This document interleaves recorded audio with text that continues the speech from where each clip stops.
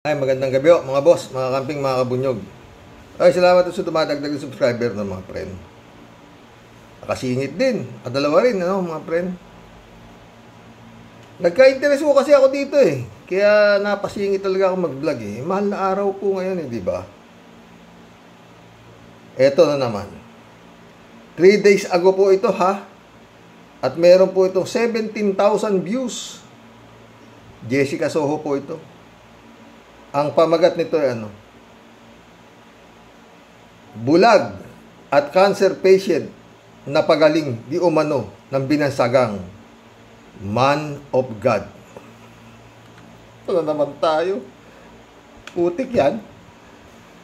Appointed son of God, man of God naman ngayon. Ano ba? Mga boss.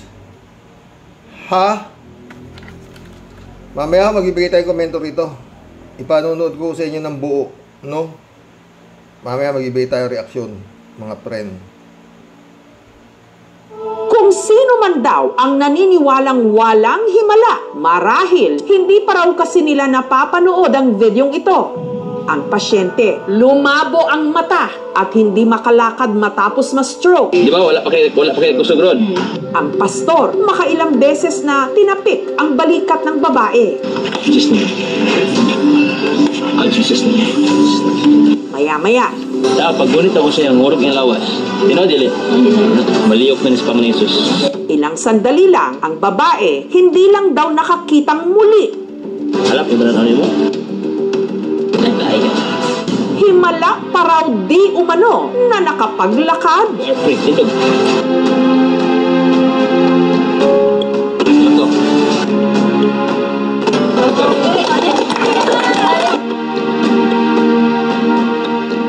Kamusta? Isa ka. Kumot.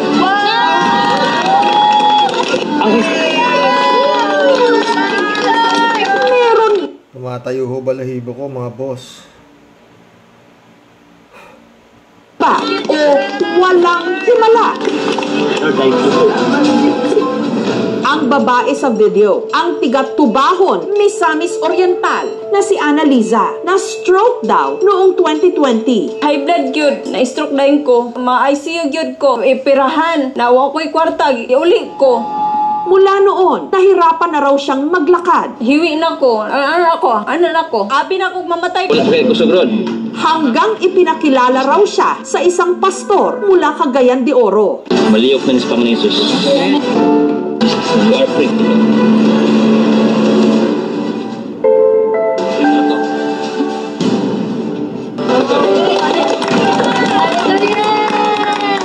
Nagbaklay na ko, kakita na gig ko. Balibarot gig ko, lanlibarot. Sino ba itong pastor na di umano mapaghimala ang mga kamay? Dito siya matatagpuan sa Cagayan de Oro City, ang 27 anyos na si Pastor Ron. Meron talagang gagamitin si Lord na instrument na tao. I believe that's... Bata pa ito. Baka malaki-laki kikitain nito. Pag nahawakan ito ng handler na politiko. Panginoon. the way of God. Naitabo gayon. Ang kanya raw healing sessions dito ginagawa sa kanyang bahay na kung kanilang tawagin, Little Heaven. Pero sa araw na ito, si Pastor... Otik yan. Mamaya yan. Kingdom na naman to.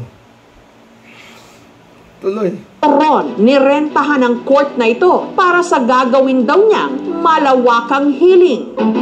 Umaga pa lang, dinagsa na ng daan-daang tao ang court. Ang mga may sakit, binigyan ng papel kung saan nila isusulat ang kanilang mga iniindang karamdaman. Ulcer, sir, saka kidney. Nagkasakit ako ng diabetic. Pastor Roger Sion! Hallelujah! Ang gamutan, sinimulan sa isang worship session. Dasal muna. Jesus! I will follow you! And no turning back!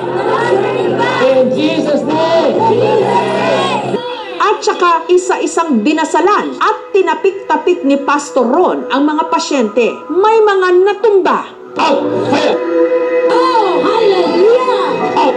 Fire! Hallelujah! Ano ho to, meron ho nito sa Amerika, yung Benny Hinn. Pag hinipo, natutumba, gumagaling. Mamaya ho, magbibigay ako ng reaksyon ko dito.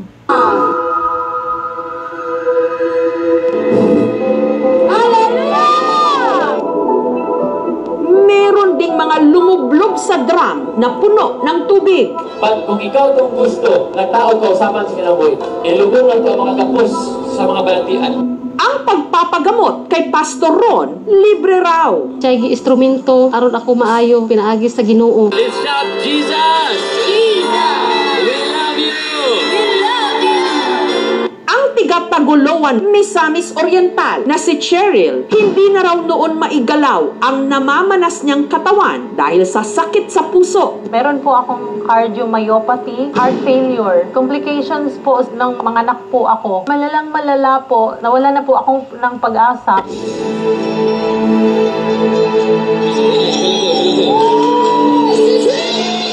Hanggang napanood daw niya ang isa sa mga viral video ni Pastor Ron. Kaya si Cheryl agad nag-message. Si Pastor Ron dyan po, yung pumunta po sa amin. Sunod ipinagdasal ni Pastor Ron si Cheryl. Tapusin ko pa ba ito? Sige, para malaman natin kung sino itong Pastor Ron na to. Kung ano sa nagmula to. Meron ho to dito eh. Oo.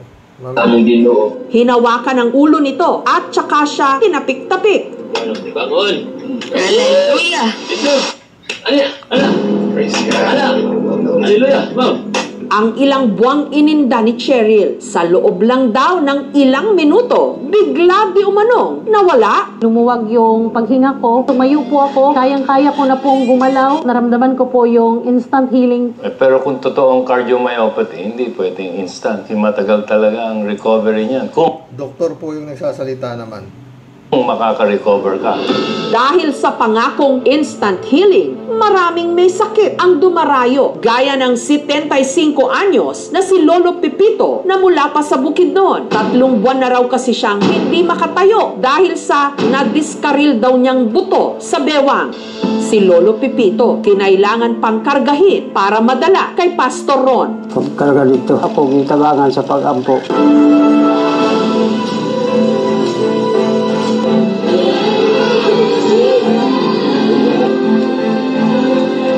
Arang-arang naman akong pamati ito. Ila ako tindog dito. Dala siguro na sa pag-ampo. Kung ganyo ako gitabangan sa pag-ampo.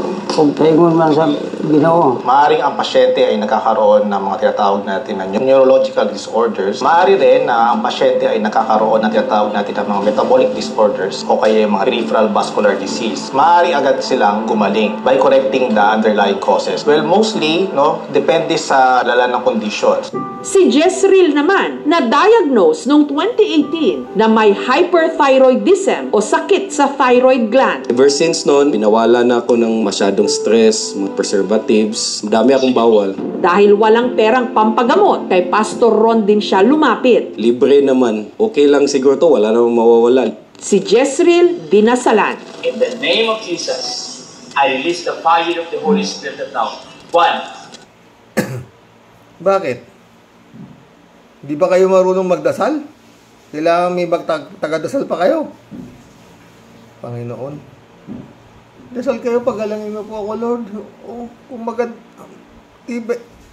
Alam niyo itong mga faith healer na to sinasabi. Faith healer nga eh. It is your own faith na magpapagaling sa inyo, hindi sila. Kung naniniwala kayo sa kanila, di dumiretso na kayo, ba't dadaan pa kayo dyan? Panginoon. Kagaya po ng mga kumukuha ng board exam, bar exam, bago sila humihingi sila ng guidance kay Lord, na sana makapasa po ako. Ganon ganito, maraming. Diba? Dumiretso na kayo, ba't pupunta pa kayo dyan sa na yan? Sige, tuloy natin. Mamaya malalaman nyo kung bakit, ako to ha, yung pastor neto. 2, 3, out! Hindi ko na malayan. Pagkagising ko, andyan, nakahiga na ako. Ako mabangan Jesus. Sabi singot, ayaw kagap kayo. Wala lang sakit. Amen. Hallelujah. Noon yung first time in 5 years na hindi ako nadala sa hospital. Ang hyperthyroid, hindi siya gumagaling instantly. Pagka hindi to pinatingin at hindi nagpa-doktor, bumibilis lalo ang puso. Pwede magkaroon ng cardiac arrhythmia at pwede rin ng heart failure. Yung instant healing na sinasabi nila, medyo hindi yan scientifically proven na meron nga. I doubt na talagang nag-recover. Tatandaan niyo yung isang pare, yung maitim. Nakalimutan ko na pangalan. Na-picture din kay Jessica Soho yun eh. Nakabuhay pa nga raw siya ng patay. Pare po, pare. Inatake ho sa puso, patay. Nagpapagaling siya ng sakit pero yung sakit niya hindi niya napagaling. Nagte-tennis ho yun, nagte-tennis. Bigla inatake sa puso, patay. Kalimutan ko pangalan ng pare na yun. Recover siya from the stroke. Probably yung drive lang or yung kagustuhan niyang makatayo at maglakad ang nanaig sa kanya para lang maglakad. Pero may weakness pa rin sa nakita ko sa video. Alap, yung ba mo? Ito yung natawag na amaurosis fugax or transient vision loss. Perfusion sa mata ng pasyente, parang may bumara. Ito usually nakikita sa may mga stroke, may high blood, may diabetes, na minsan nanglalabo yung paningin nila tapos bumabalik din agad. Pero saan nga ba nagmula ang kakayahan di mano ni Pastor Ron na magpagaling? Hallelujah! Si Pastor... Ito yung sagot kung saan daw yung kakayahan nito magpagaling, no? Pastor Ron, aminadong patapon daw noon ang kanyang buhay. Isa akong bad boy dati, nabilanggo ako dati, and drug addict din ako dati. Hanggang sinubok daw siya ng Panginoon taong 2020 nung nahirap. Panginoon. Daw siyang huminga. Sobrang lala po talaga kasi 3 hakbang lang, 5 hakbang lang, nawalan ako ng ginhawa. 2 years lang po yung buhay ko. Wala na daw. Until sa time na nung ako na yung nagsakit, I realized that I am nothing without God. Yun nagsimula yung burning desire ko na, Lord, one day, ako yung gagamitin mo. That's why I asked God that, Lord, use me as your instrument to heal.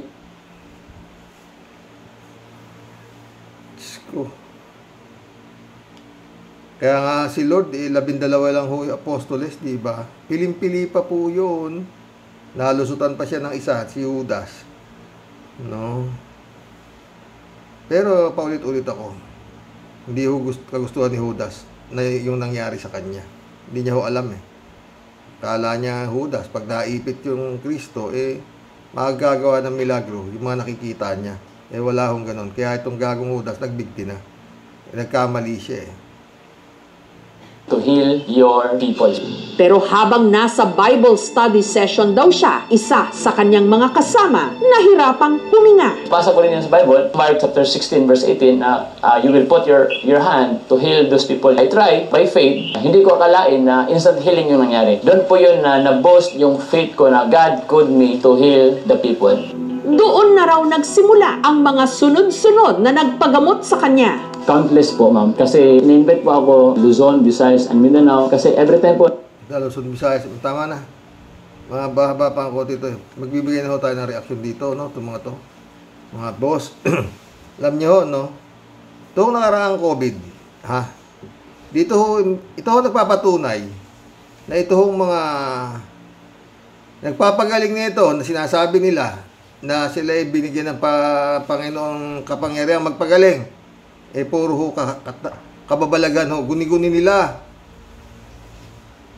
May nakita ba kayo maski isang ganyan na nasa frontliner nung nangangamatay ang mga Pilipino? Hindi lang tayo. Yung mga nako-COVID, may nakapagpagaling ba na isang mga ganito na nakapagpagaling ng COVID? Wala, di ba? Ganon din sa ibang bansa. Yung mga benihins, mga kung ano-anong mga... Alam nyo, hindi kaya ito magaling ho ang bunganga nila eh. Oo. Magaling. Kaya kung ikaw mahina ang panampalataya mo sa Panginoon, bibigay ka eh. Di ba? Panginoon, Diyos ko. Anong klaseng ano naman to? Magdasal po kayo para hindi ko kayo napapasok ng mga itong uring tao, mga ito nakakarinig ko nito. Anyway, sa mga nandito po, mga subscriber ko, wala ho sigurong makakapasok na ganito mga uring katarantaduhan. Ano? Ito naman, Bakit si Pastor Apollo Kibuloy ang new owner of the world? Why you, Pastor Kibuloy? Pakinggan nyo ito, sagot nitong... May iba tayo, Pastor. Kasi sikat na sikat ka na ngayon. Alam na halos buong sa libutan, Pastor, kilala ka na as the new owner of the earth. Marami nagtatanong, Pastor, bakit daw ikaw? Ako yung napili. Nasa sa kanya yon. Kasi yung nga John 15:16, di ba? Sinabi niya doon sa mga tagasunod niya, you have not chosen me, but I have chosen you. So siyang pumili sa akin na maipahayag sa akin ang lahat ng ito nung 5 taon ako doon sa Tamayong. Na hindi na ipahayag sa atin. It is a mystery nung nandun tayo sa relihiyon lang at denominasyon. Hanggang ngayon, mystery sa kanila eh. Inihahayag ko na pero hindi na matanggap-tanggap. Yung iba, hindi na matanggap-tanggap. Kasi maliwanag masyado. Malalim. Tama na. Alam niyo ba kung anong itong vlog na to? Kung kailan po ito? 5 years ago po ito. At alam niyo po ba ang pangalan nitong vlog na to? Ang pangalan Spiritual Awakening.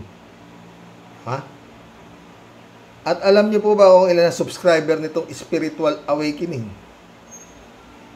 510. Wala pa pong 1,000. 5 years ago ho ito ha. At alam niyo po ba kung ilan ang views nitong bulahan nila ni Pacquiao na to? Sa 5 taon, 1,600 views. Mas marami pa ho yung nanonood dito sa ating vlog. No? Ngayon, ang tanong, asa na ho yung sinasabing 6 na milyong follower nito? Ibig sabihin, mga follower nito walang cellphone. Mga sa social media. Visit. 5 years ago, 5 years ago. Spotlight. Why you Pastor ACQ? Bakit si Pastor ang new owner of the world? Ito sagot niya. Alim.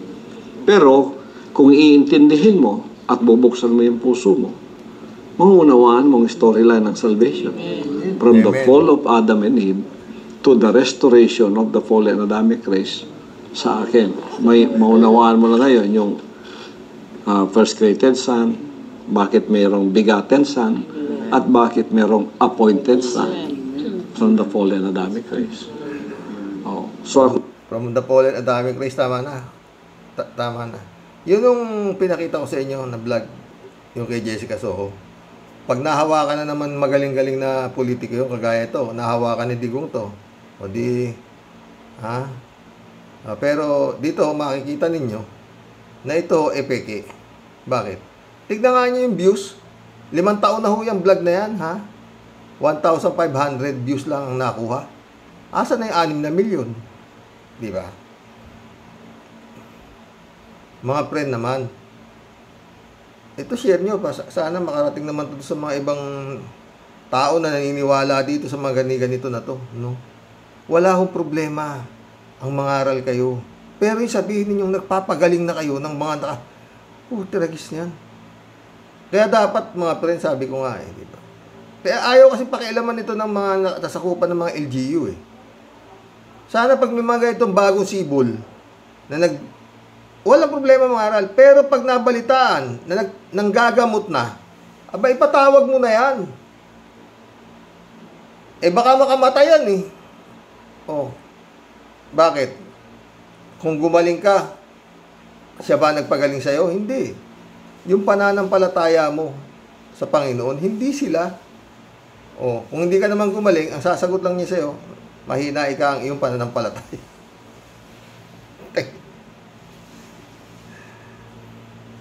Hindi kayo na lang magdasal sa sarili ninyo, kausapin ninyo siya ng masinsinan.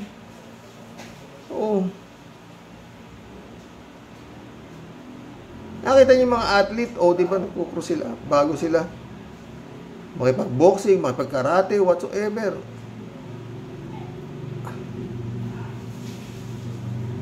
Panginoon. Oo. Hindi pa ba sapat? Yung 10 utos ng Diyos, Panginoon naman kayo. Mantakin mo yun, no? Mga hindi kayo, kaya ako, hindi ako talaga nagbabasa ng Biblia, opo. Kasi nga po, kailangan talaga matibay ang inyong utak. Oo. Diyan.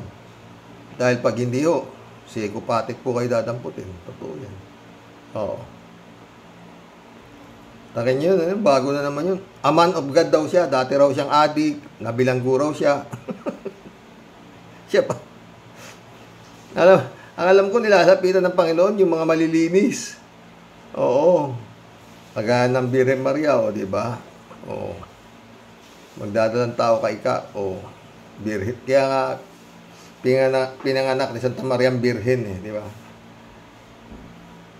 Pinagpakasakit ni Ponce Pilato, pinako sa krus. Mga ganun ang dasal, paano ito yung si Man of God? Dati raw siya adik.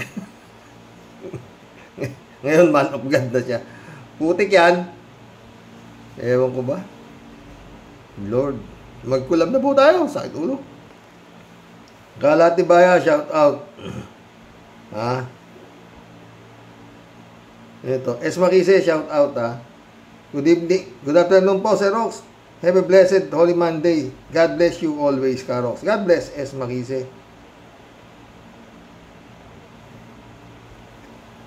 Hello, Miss Akira Milu, sabi ni Kalatni. May you have a blessed day. Ingat, sabi niya. Tagal ni Akira, Kalatni, di ba? Kalatni Baya ulit. Good afternoon, Karoke. Yun, early bird. Tirahin mo ng patagilid. Erwin Barela, shout out, Road to 23K subscribers, sabi niya. Nga, okay na yan. Konti-konti.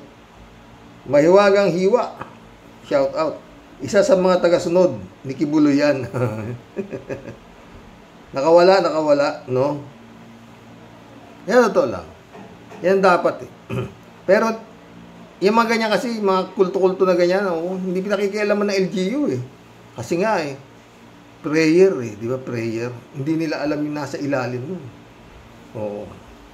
Kasi nga yung mga yan, pag nakapagpalago yan, ng naloko, naloko. Mga napaniwala nila na sila nga man of God, appointed son, aba, kaya nang magpanalo ng demonyo, ng kandidato niyan. Lalapitan na yung mga yan. Oo. Meron nga isang ganyan, tumakbo pa presidente.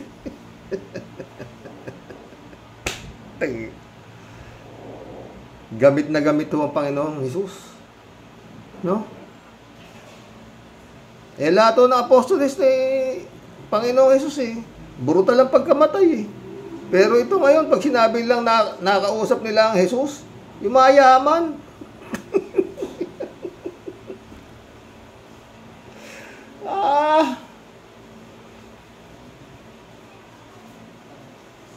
Lord, ano ba nangyayari sa mundo? Emily Capistrano, shout out. Magandang araw, Karoke. Ano naman yang mga lumilit na issue, mga drama yan, Karoke, para ma-distract ang tao. God bless. Eto na naman, man of God daw siya.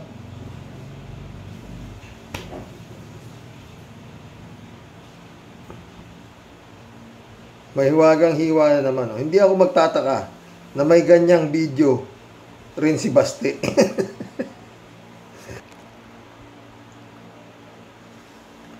Arnold pa si Diego, shout out, tawa niya. Arnie Aquino, shout out,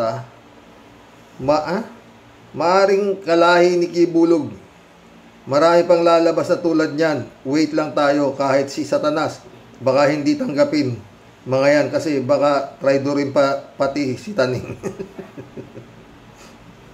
Thank you. Hi, Bernardo Chansing, shout out. Marami na silang mga gunggong na baliw. Mag-aaway kayo ng tulad mong gunggong na si Abuloy, Kibulok. Sino-sino pa kaya ang susunod lilitaw na anak ng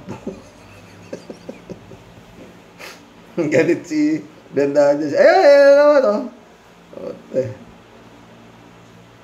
Kung may sakit kayo, Ba't na kayo pupunta ron sa... Luko-luko ba kayo? At para dasal lang kayo nun, bakit? Ano ba yung dasal nun? At saka dasal nyo, parehas lang yun. Ibig nyo sabihin, yung dasal nun, naririnig ng Panginoon, yung dasal nyo, hindi. Kakaguan mo yan. Yan ang tinatawag, mga boss. Mahina ang pananampalataya ninyo. Oo. Kaya kailangan umasa pa kayo sa dasal nun. Kung sino man yun, sabi na nga niya, dati siyang bilanggo, dati siyang adik. Yan. Utang, regista. Utang. Ewan.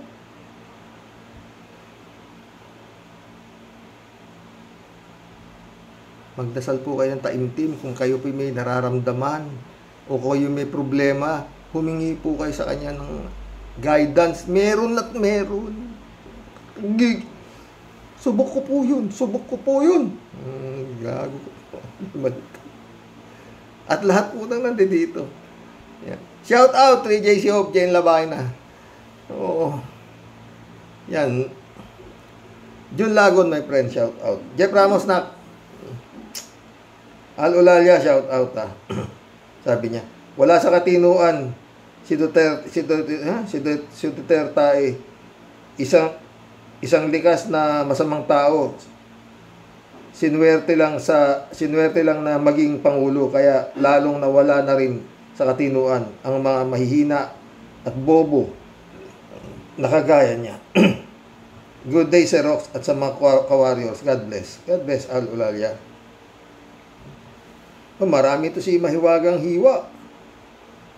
Mahiwagang Hiwa. Ano to? Ano mang pangalan mo? Mahiwagang Hiwa. Sabi niya, ang alam ko lang na matapang daw si Inday, sabi ng mga didishit, ay yung apog ng mukha niya. Ayon na matapang sa niya, yung apog ng mukha niya, pwede. Lucifer. Ito naman, palitan mo nga ito. Natatakot ako sa'yo, Lucifer. Sabi niya, nakita ko nung isang araw ito, Karox, sarap batukan ang leche.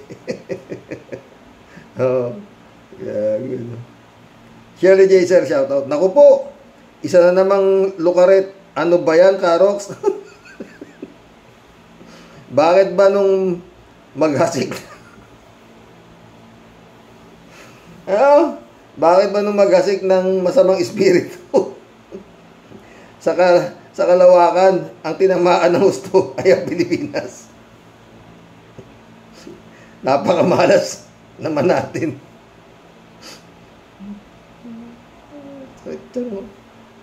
Shirley J. Sir na naman. Sa susunod, mga kababayan, maging matalino sa pagboto. Huwag magpabayad. Palitan lahat ang mga trapong politiko para umasenso ang mga Pilipino. Basta sipag at tiyaga lang. Hindi sapat ang dasal araw-araw kung ikaw naman ay tamad. Totoo yan, friend Shirley ha. Kilos naman. Huwag umasa sa kulto. Sa mga kulto ng mga yan. Dahil kayo ang nabibiktima. Totoo. Ito naman ang isa, Shirley. Man of God naman to.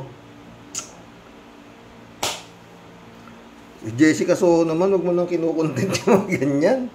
Anyway, maganda naman, di ba? 17,000 views, di ba? Pero parang ipinopromote mo pa eh.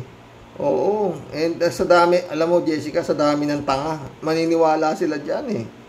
Oo. Akala nila napagaling sila, hindi nila alam. Yung sarili nila ang nagpagaling sa kanila, yung kanilang paniniwala sa Diyos.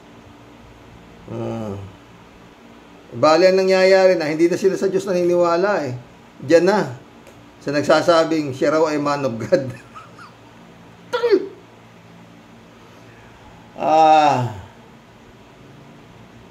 Cassandra Daisy ulit yung una na nagsabi ni Son of God. Yung una na nagsabi na Son of God, bipolar at may delusion of grandeur, mental health, sickness, at kailangang ipagamot sa psychiatrist. Si Kibuloy, demonyo dahil ginamit niya ang reliyon for business at bisyo sa sex. Kaya dapat sa kulungan sa Amerika, ang parusa niya huwag sa dito sa Pinas dahil may mga korap na politiko, negosyante, relihiyon, police, justice na korap. Kibuloy 7 buwan na lang. Magsisimula na ang kaso mo sa Amerika. Marami pa tayong malalaman na kabulukan ni Kibulo. Doon walang gunggong na senador na magdidepend sa kanya. Ay salamat. Mga frozen na asset ni Duterte at mga iba pang DDS ay ipamamahagi sa mga victim at ang iba ay bayad sa taxes sa Amerika na ninakaw ng mga DDS na yan.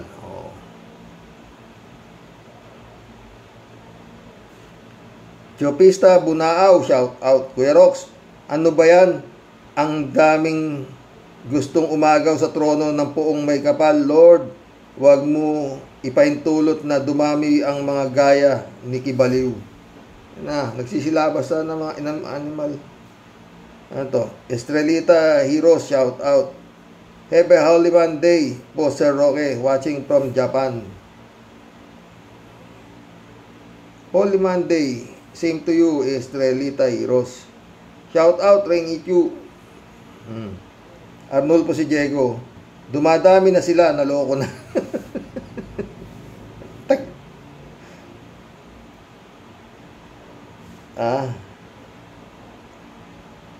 Jack Roma Santa, welcome to the club, Jack. Appointed apo of Kibuloy. Si Jack ulit to. Ipa-DNA na yan, baka anak ni Kibuloy yan. Medyo hawigi, di ba? Hindi kaya yun ang nawawalang anak? Anak ng puto. Lord. Diced, shout out. Sir Roque, kalaunan yan, may mga pastoral wives na rin yan. Malamang, tak ng puti ko. George Vargas, shout out. Kibulog, kibulog, kibulog. Sabi George Vargas.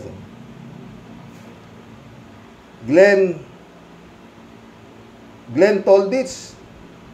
Welcome to the club, Glenn Tolditz. Sir, sana matuluyan na yan na maaresto. Marcelo Santa Ana. Magandang araw na Lunes mga ka-warriors. Naku, may nahawa na kay Kibulog, manyak.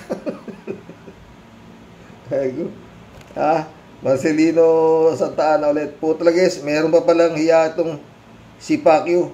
Nakakakilabot yung ganyang tao, Karox.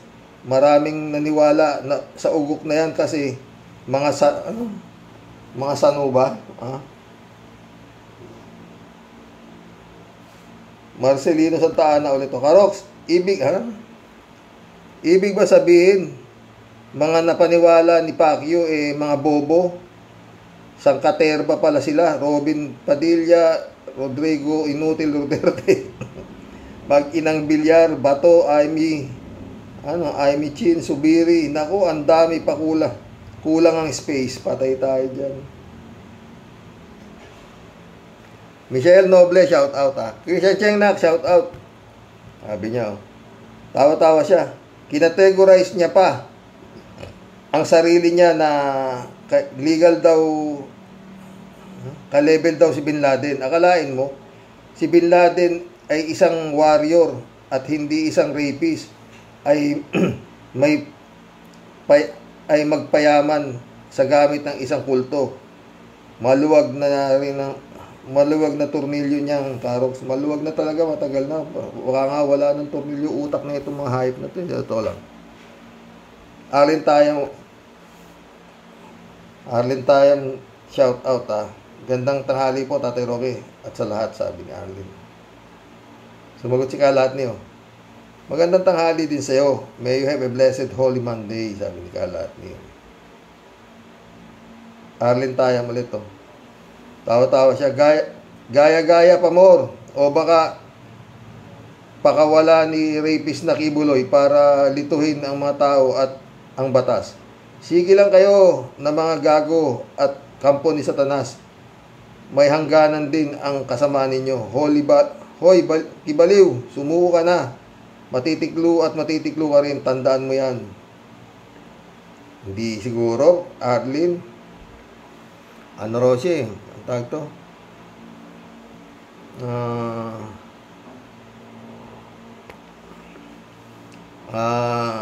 Tawag doon? Parang kagaya ng kay Jesus Christ, ang gago. Papaano raw siya? Parang i-evaporate na siya. Pupunta na raw siya doon sa nag-appoint sa kanya. Carmelita de Beceral, shout out. Kaya ang mga Pilipino, pinagtatawanan na lang ng ibang lahi dahil ang mga kilalang Pilipino, kung hindi mga baliw, ay magnanakaw, mamamatay tao. Di Chang, shout out Nagbaliw-baliwan lang yan. Nagbabaka sakaling makalusot. Panahon na magkaroon ng kulungan para sa mga gumagamit sa pangalan ng Diyos. Kulungan ng mga pastor, pastoran, para hindi na dumami. Tama ka dyan, Li Chang. Galing mo talaga. Dapat.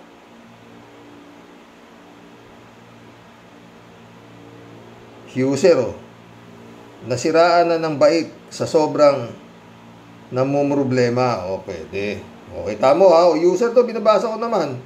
May user talagang ano eh. May gamitin nyo na ito na yung pangalan para alam ko agad. O. Asusena Ambita, shout out. Yung mga nagugutom, kailangan kumilos kayo. Di lalapit ang pagkain at biyaya kung di kayo kikilos. Di sagot ng Pangulo ang kinakain ninyo. Yo.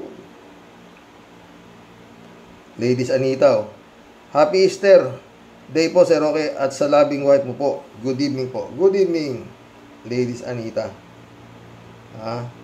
Reynaldo Gonzales, Ang galing tag name ni Xerox. Kibaliw at kibuwang.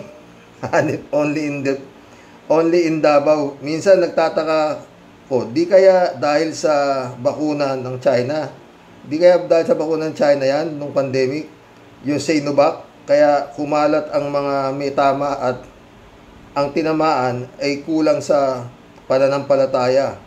Pambihira. Malamang, Reynaldo.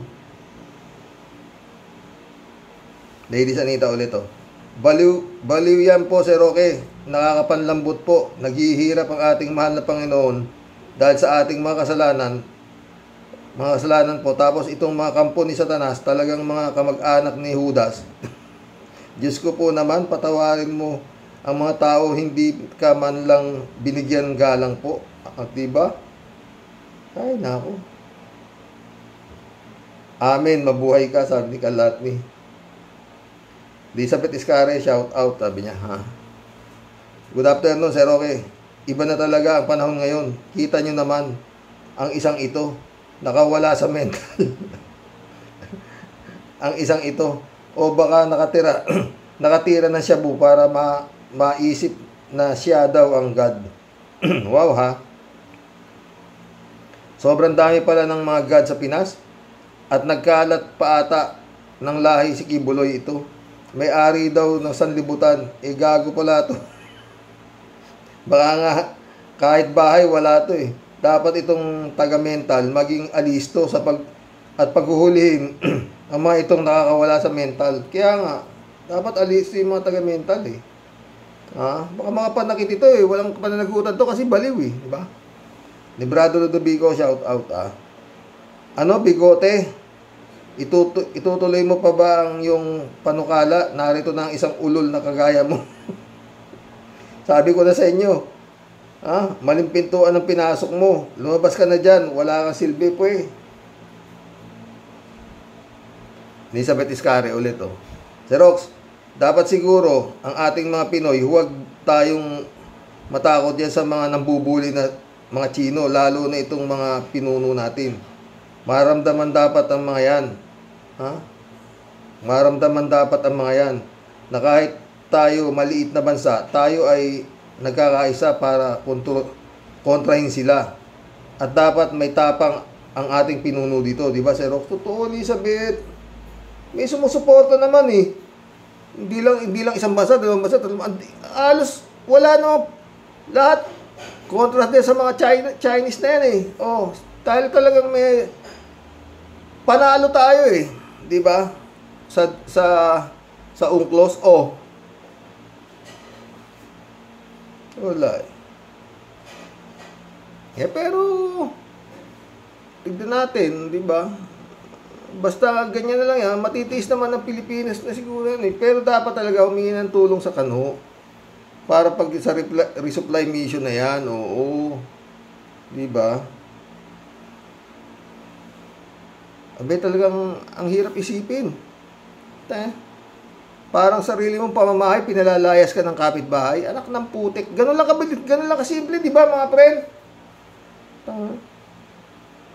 Raul Sino, shout out. Pareho siguro ang tinira ng drugs na kay Kibs. Ladies Anita ulit, oh. Ewan ko ba kay BBM kung anong kinatatakot niya kay Butangera Sara. Talagang magtataka tayo kahit ayaw sibakin pa nga siya.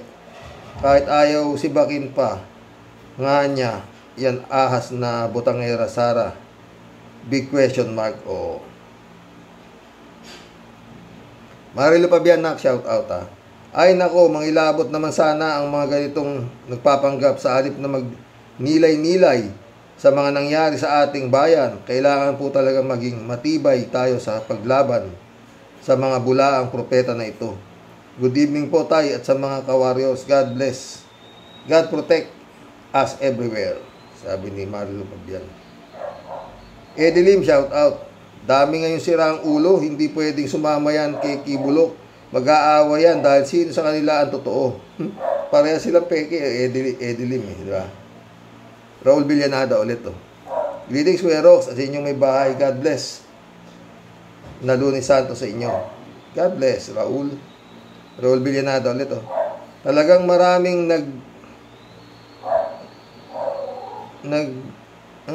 talagang maraming luwagan ang tornilyo sa panahon ni Digongyo. Heto, isa pang produkto nila. Raul Villanada ulit, oh. Gusto ring yumaman ito. Nakakalungkot lang may naniniwala dito katulad ni Kibulok. Totoo. Ladies Anita ulit, oh. Napaka super kapal ng pagmumukha ni Butangera Sara. Totoo yan, ha. Maki, shout out, Maki.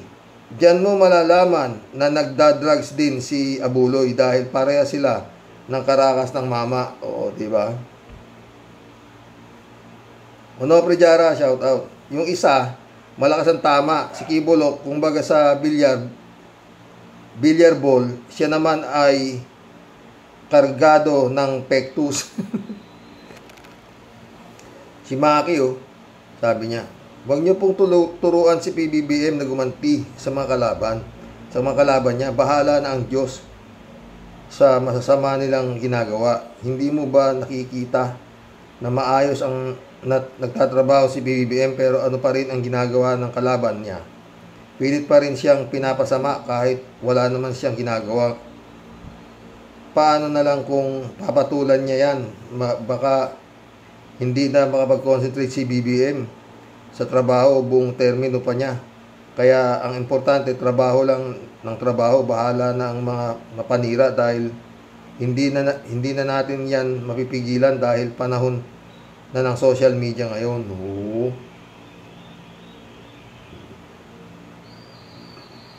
Maki ulit, oh. Sa palagay nyo, pag napaupo si Sara ng walang butuhan, kung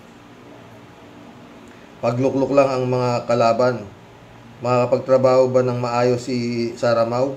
Malamang hindi, dahil kung paano nila sinisiraan si PBBM ay si PBBM na maayos na niluklok ng mga tao ngayon pa. If si Sara Mau nakaupo, baka hindi siya abuti ng 1 buwan sa pwesto niya dahil maraming loyalista ang nagmamahal kay PBBM. Oo. Federico Mandak, shout out. Si Rox, salamat sa patuloy mong pagbibigay komento sa mga issue sa ating bayan. Marami na ang nagigising sa katotohanan na nabudol ng Duterte administration. Labis kaming natutuwa na sobrang thank you sa tiyaga mong basahin ang aming mga reaksyon at komento. Pinagpaguran niyo yan, friend eh. Nakakapagod din yun. Masaya ako at talagang tinatapos ko ang vlog mo. Lalo na pag nabasa mo na yung komento ko. Iba ang pakiramdam pag may nagbibigay talaga sa sinasabi namin. Totoo, di ba? Yun man lang ang ambag namin. Nagisingin ang gobyerno at sana ay pakinggan nilang munting tinig ng katotohanan. Mabuhay ka, Sir Rox, at tayong mga Rocky Warriors. Laban lang. Mabuhay, Federico Mandak.